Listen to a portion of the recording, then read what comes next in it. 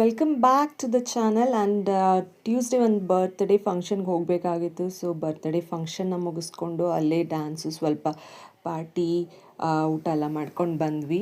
So ಮಕ್ಳಿಗೂ ಅಷ್ಟೇ ಈ ಥರ ಈಚೆ ಕರ್ಕೊಂಡು ಹೋಗ್ತಾ ಇದ್ರೆ ತುಂಬ ಖುಷಿ ಆಗಿರುತ್ತೆ. ಆ್ಯಂಡ್ ನಮಗೂ ಕೂಡ ಎವ್ರಿ ಡೇ ಕೆಲಸ ಮಾಡಿ ಮಾಡಿ ಬೇಜಾರಾಗಿರುತ್ತೆ.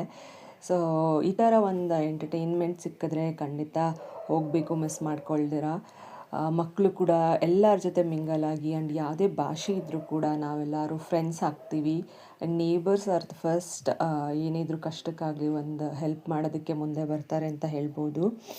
ಆ್ಯಂಡ್ ಇದೆಲ್ಲ ಮುಗಿಸ್ಕೊಂಡು ಪಾರ್ಟಿ ಮತ್ತು ವೆಜ್ ನಾನ್ ವೆಜ್ ಎರಡೂ ಇತ್ತು. ಇಲ್ಲೇ ಡ್ಯಾನ್ಸ್ ಕೂಡ ಮುಗಿಸ್ಕೊಂಡು ಊಟ ಮಾಡಿಕೊಂಡು ಬರ್ತಾಯಿದ್ದೀವಿ. ಆ್ಯಂಡ್ ಕೆಲವರು ಎಲ್ಲ ಫ್ರೆಂಡ್ಸ್ ಬರ್ತ್ಡೇ ಬಾಯ್ಗೆ ವಿಶ್ ಮಾಡೋಕ್ಕೆ ತುಂಬ ಜನನೇ ಬಂದಿದ್ದರು. ಆ್ಯಂಡ್ ಮಕ್ಕಳು ಅಷ್ಟೇ ತುಂಬಾ ಎಂಜಾಯ್ ಮಾಡಿ ಆಟಾಡ್ತಾಯಿದ್ರು. ಸೊ ಅವಳು ಕೂಡ ಅಷ್ಟೇ, ಏನಿದು ಇಷ್ಟು ಜನ ಸೇರಿದ್ದಾರೆ ಅಂತ ಎಂಜಾಯ್ ಮಾಡ್ತಾಯಿದ್ಲು. ಆ್ಯಂಡ್ ಎಲ್ಲರೂ ಮಿಂಗಲ್ ಆಗೋದ್ರಿಂದ ಮೈಂಡ್ ಕೂಡ ಫ್ರೀ ಆಗುತ್ತೆ, ಸ್ಟ್ರೆಸ್ ಫ್ರೀ ಆಗಿರುತ್ತೆ. ಸ್ಮೈಲ್ ಮಾಡ್ತಾ ಇದ್ದಷ್ಟು ಮನಸ್ಸು ಹಗೂರ ಆಗುತ್ತೆ.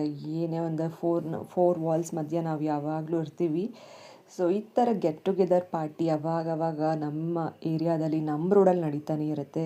So you too also enjoy this.